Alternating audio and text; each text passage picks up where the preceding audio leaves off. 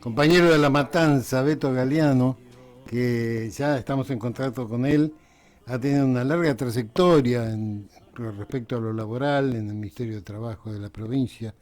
Beto, ¿cómo estás? Buenas Muy tardes. bien, muy bien, buenas tardes a vos y toda la audiencia. Cuando decís larga trayectoria, ya la audiencia va a decir, este es un viejito, Y somos viejos, ¿qué querés que te diga, Beto? Por más que no hagamos los pibes, ya estamos en la... soy viejo joven. Sí, bueno, pero no tenemos la pólvora mojada, ¿eh? Todavía nos queda algo como para seguir Sí, peleando. Todavía eso no es cierto, eso necesitan, sí. decía un compañero acá. Che, Sí, sí. Beto, bueno, hay un proyecto con todas las locuras que tiene este gobierno nacional, ha alargado el proyecto de reforma laboral que está dando vueltas ahí en la Cámara de Diputados y Senadores. Sí. ¿A qué se refiere esto, Beto? Primero déjame recordarte que esto no es de ahora, Milei le ha pegado una avanzada importante, pero Ujú. te quiero recordar dos cosas. Primero, son cosas de la Corte además, ¿no? Sí, sí. Primero la Corte ha establecido hace 2 o 3 años o un poco más también, 4 quizás, que el derecho de huelga no es un derecho universal, es un derecho de los sindicatos. Y eso pasó por un juicio cuando intentamos entrar en el correo argentino. Ujú. Antes de la Revolución Libertadora tenía ámbito en el correo argentino, la Asociación Trabajadora del Estado tenía ámbito, y la Revolución Libertadora creó, entre otros, sindicatos particulares, entre ellos los del correo. Ujú. Así que en un momento que hubo un conflicto, nos animamos a intentar disputar eso de vuelta. Ya había un conflicto desatado, compañeros terminaron siendo varios despedidos, entre ellos algunos delegados que elegimos en la puerta porque no los dejaban entrar. Logramos la reincorporación de esos compañeros, no logramos el ámbito, pero la Corte, no me digas por qué, eh, quizás por el que el conflicto era que en asamblea de la sede central del correo, que está ubicado acá en la zona de Esteban Echeverría, es decir, vos mandás la carta a cualquier lado y pasa por Esteban Echeverría. Ujú. Ahí es como el nudo donde de ahí se reparte de vuelta. Ahí se declaró paro en la asamblea, el sindicato no avaló porque ya había firmado la paritaria, los compañeros entran en conflicto, bueno, terminan despedidos, entramos nosotros, bueno, en esa historia termina la corte convocando para determinar si el derecho de huelga es un derecho universal de los trabajadores o es un derecho sindical de los sindicatos. Obviamente, nosotros como ATI, como CTA y muchos sindicatos que se invitaron a exponer ante la Corte, como Amigos Curiae, plantearon que eso debería ser un derecho universal de los trabajadores y que en todo caso los sindicatos somos un instrumento, pero el derecho es universal. Bueno, la Corte en ese tiempo ya dijo, no, la declaración de huelga es un derecho de los sindicatos, y debe ser avalado por un sindicato en cualquier huelga.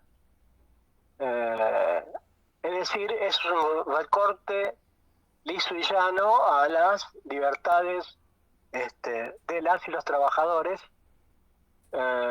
incluso te digo individuales y colectivas, ¿no? De las y los trabajadores, independientemente que esté organizada en un sindicato o no. Empezó ahí, después siguió, en el caso particular de trabajadores del Estado, estableció, viste que nosotros tenemos, por lo menos en nuestro sindicato, muchos trabajadores que se convierten en delegados o delegadas, que no son de planta permanente, sino que son contratados porque hay mucha precariedad laboral, sobre todo en el Estado Nacional, en los municipios y en algunas provincias. Así que muchas veces nuestros delegados son de planta temporaria, precarios, porque además pasan muchos años en esas condiciones. Y lo que estableció la Corte, en un juicio que no era de nuestra organización, pero que sí teníamos juicios en ese mismo sentido, de otra organización, pero también un trabajador precarizado, que el contrato se termine, la tutela se termina cuando se termina el contrato. Es decir, a mí suponete que me eligen, yo soy precarizado, me eligen en una elección hoy delegado, debería tener mandato por 2 años, y llega a fin de año, tengo un contrato en el Estado Nacional por el artículo 9 firmado hasta fin de año, que debería renovármelo a fin de año, no me lo renuevan y me quedé sin tutela. No tengo tutela sindical, porque la Corte estableció que la tutela tiene valor mientras dure el contrato. O sea que la tutela está limitada por la precariedad laboral. Y recientemente acaba de sacar otro fallo la Corte, donde se terminó la prioridad de los trabajadores en una quiebra, su privilegio de acreedor. Es decir, que vos tenés que cobrar primero. Hay una quiebra, la empresa va a dar remate y los primeros que cobran, acreedores, antes eran los trabajadores, sí, tenían ese privilegio. Sí, sí. La Corte acaba de liquidar también ese privilegio entre comillas, ese derecho. Sí. Es decir, paso a paso, además de los proyectos que tienen de ley, que hay varios, hay como 10 proyectos dando vuelta, ya paso a paso van liquidando con los derechos y nos están haciendo retroceder en una etapa en principio pre-peronista, pero como sigamos así va a ser pre-irigoyenista, te diría, sí, sí, en cuanto a derechos laborales, cada vez más para atrás. Bueno, tengo algo que agregarte, Beto. Bueno, sabes que tuve la responsabilidad de ser diputado en la provincia de Buenos Aires en la reforma del 94 y soy autor del artículo 39 de la Constitución Provincial donde se reconoce el derecho a huelga. Es decir, está dentro de la Constitución de la provincia de Buenos Aires. Sí, sí. Va a servir por lo menos para algún reclamo por ahí. En el ámbito de la provincia de Buenos Aires, sí. Sí, me acuerdo el laburo tuyo y de Alberto Ramírez.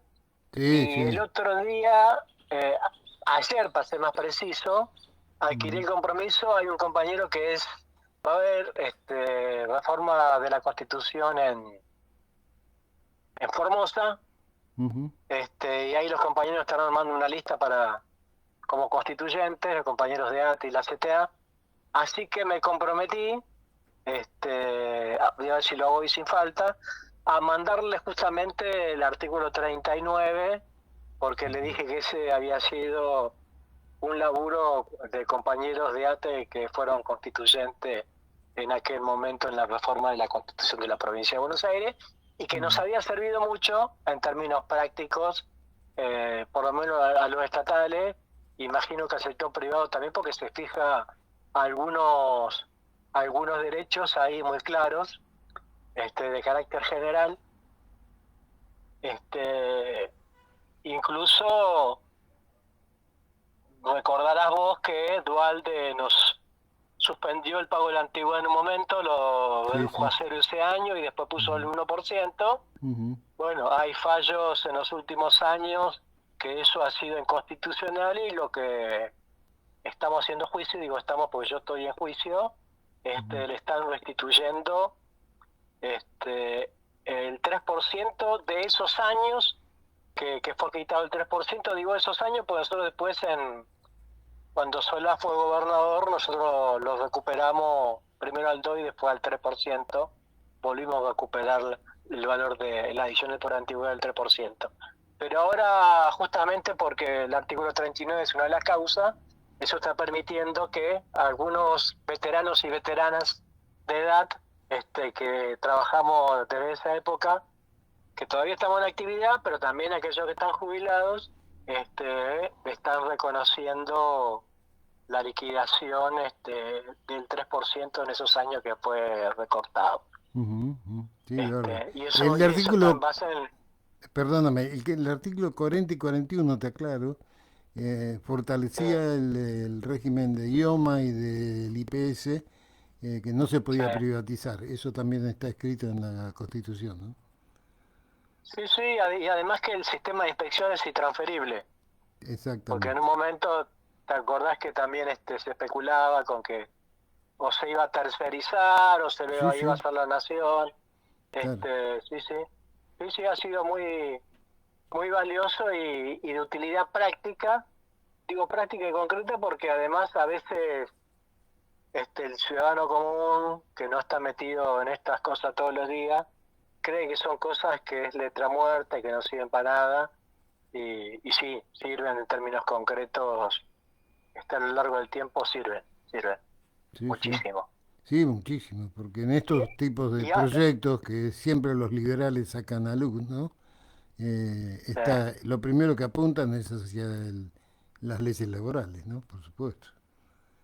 y ahora en lo que anda en danza es llegar a prohibir las asambleas en los lugares de trabajo.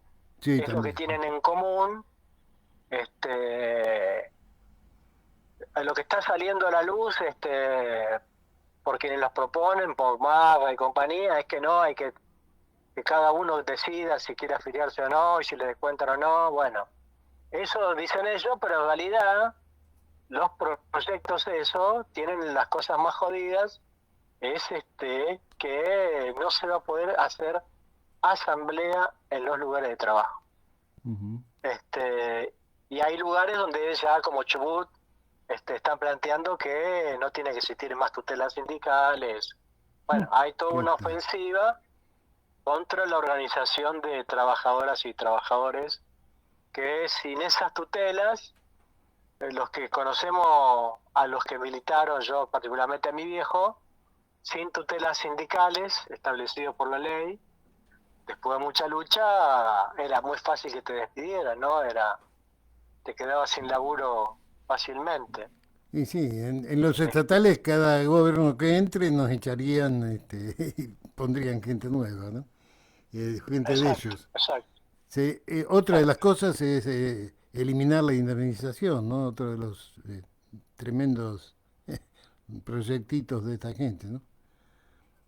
Sí, sí, sí, paso a paso, quieren que, bueno, el modelo es Estados Unidos, donde te echan y no te pagan una moneda, ¿no? Estamos hablando de despidos arbitrarios, ¿no? Donde no hay ninguna causa que justifique un despido. Ujú.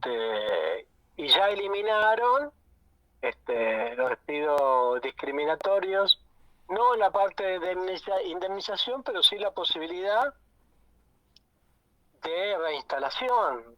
En un momento habíamos conseguido, se hizo famoso el caso PepsiCo, que fue el primero, donde despidieron a la compañera, la señora de uno de los delegados, que era una activista también sindical, y la despidieron justamente por ser activista, y en ese caso la compañera fue a juicio, pero no por indemnización, sino por su reinstalación, y se consiguió su reinstalación, fue el primer antecedente, en base a la ley antidiscriminación. Bueno, eso este gobierno ha conseguido sacarlo y solo queda hoy por hoy la indemnización por ahora, porque no, ya en algún momento también eso lo van a sacar, porque claramente creo, yo no lo escuché, pero venía escuchando comentarios en la radio que Milei dice que no existe la explotación patronal respecto a los trabajadores, sino que los trabajadores